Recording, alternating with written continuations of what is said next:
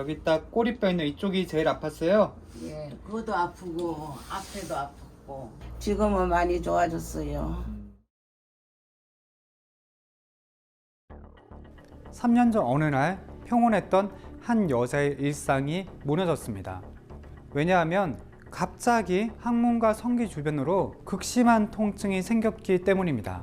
이 통증의 양상은 되게 심각했는데요. 바늘로 찌르듯이 항문과 성기 주변을 콕콕 찌르면서 밤새 잠을 못 자게 괴롭혔고 그 통증의 양상은 점점 심해졌습니다. 그래서 최 여사는 전국의 일엄난 병원을 다 다녀봤지만 돌아오는 대답은 다 이상 없음, 정상이란 판정만 받았고 점점 질질대로 지친 최 여사님은 희망을 계속 잃어갔고 결국에 우울증까지 심각하게 생겼습니다.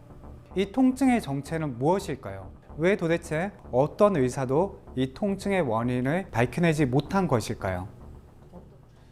갑자기 생긴 통증 때문에 겁이 난 최 여사님은 전국의 비뇨기과, 항문외과, 산부인과 등 각종 유명한 병원은 다 다녀보았습니다. 하지만 그 병원에서 돌아오는 대답은 정상이고 이상이 전혀 없습니다. 이런 얘기만 계속 듣게 되었습니다. 다들 정상이라고 하는데 저에게는 통증이 자다가도 깜짝깜짝 놀라서 깨곤 했어요. 의사 선생님들은 신경성 통증이라고도 하고 스트레스 때문에 더 예민해져서 느끼는 거라고 하는데 제게는 정말 명확한 실제 통증이었어요. 정말 미칠 것 같았어요. 전국의 유명한 대학병원과 전문 클리닉을 다녀봤지만 어떤 소득도 얻지 못했습니다. 급기야 주변 지인들은 너 진짜 문제 없는 거 아니야? 다 정상이라고 하잖아. 이런 얘기까지 하기 시작을 했고요. 일부 의료진은 이런 거는 신체적인 문제가 아니라 정서적인, 그러니까 심리적인 문제다. 이런 얘기까지 하기 시작했습니다.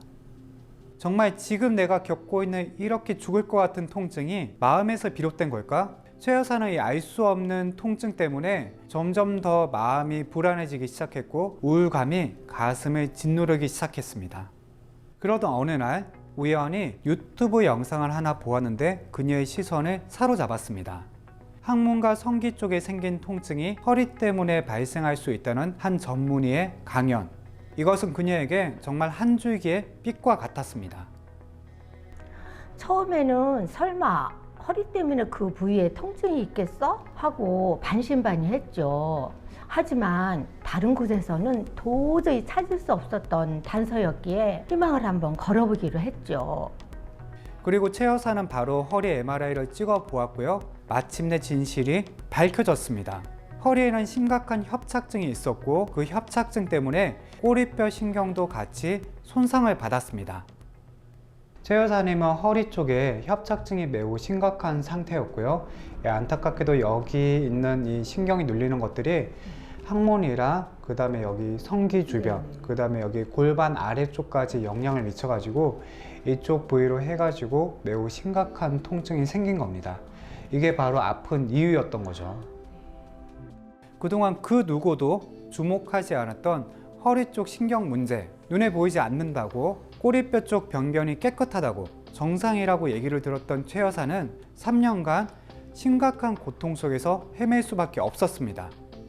꼬리뼈 내시경을 통해 가지고 이번에 항문이랑 성기 쪽이 아팠던 주요 원인이 되는 염증을 찾았고요. 그 염증을 구석구석 깨끗하게 치료를 잘해서 아마 증상이 좀 많이 좋아지실 걸로 기대하고 있습니다. 항문과 성기 통증의 주 원인이었던 이 꼬리뼈 쪽 내려가는 쪽의 염증을 내시경으로 확인하고 구석구석 깨끗하게 치료를 해가지고 증상의 근본 원인을 해결했습니다. 3년간 최 여사를 괴롭힌 항문 및 성기 통증은 현저하게 줄어들었습니다. 최 여사는 정말 간만에 꿀같은 단잠도 자면서 새로운 삶을 시작한 기분을 느꼈습니다. 정말 기뻤어요. 이 지옥 같은 통증에서 벗어날 수 있겠구나.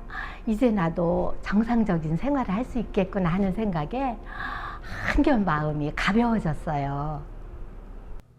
하지만 평온은 오래가지 않았습니다. 최 여사는 친구들과 등산을 다녀오고 난 다음에 술자리를 가졌고 그 다음날부터 다시 항문과 성기 쪽으로 심각한 통증이 재발하였습니다. 다 나은 줄 알았는데 다시 끔찍한 통증이 찾아왔을 때는 정말 무서웠어요. 또다시 3년 전으로 돌아가는 거 아닌가 하는 생각에 당장 병원으로 달려갔어요. 깨진 도자기를 이어 붙인 것처럼 어렵게 회복한 신경은 조금만 잘못하거나 부주의한 활동을 하더라도 언제든지 다시 손상이 될 수 있어서 정말 조심해야 된다고 전문의는 경고했습니다. 신경은 매우 민감합니다. 그래서 어느 정도 회복이 됐다고 하더라도 조금만 무리를 하면 금방 다시 손상되고 재발되기가 매우 쉬운 겁니다. 그래서 허리를 과도하게 숙이거나 등산, 술이나 담배를 하다가 보면 어느 순간 재발하고 통증이 다시 생길 수 있기 때문에 지금부터는 환자분이 정말 신경을 많이 쓰고 관리를 잘 하셔야 됩니다. 여기 이쪽에 보이는 척추 협착증으로 신경이 손상된 부위를 치료를 해둔 거는요, 마치 깨진 도자기를 조심히 이어 놓은 거랑 똑같습니다. 그래서 이거는 조금만 부주의하거나 관리가 안 돼도 금방 다시 재발을 할 수 있기 때문에 지금부터는 정말 몸을 마치 깨진 도자기다 이렇게 생각하고 조심해서 생활하셔야 합니다. 의사는 단호했습니다.